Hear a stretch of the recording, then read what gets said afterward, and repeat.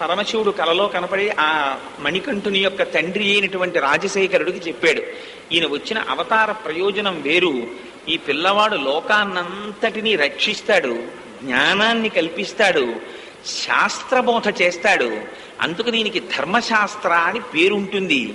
ఇతని పేరు అటువంటి పేరు కలిగినటువంటి వాడు కనుక ఈయన నీ తీసుకుని వెళ్ళి ఆ శబరిమలై కొండల మీద ప్రతిష్ఠ చెయ్యవలసినది అని చెప్పారు.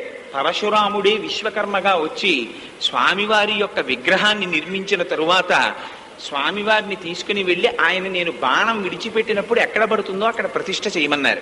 సరేది శబరిమలై కొండల దగ్గర పడింది, తీసుకెళ్లి స్వామివారికి స్వర్ణ దేవాలయం కట్టి అక్కడ ప్రతిష్ఠ చేశారు.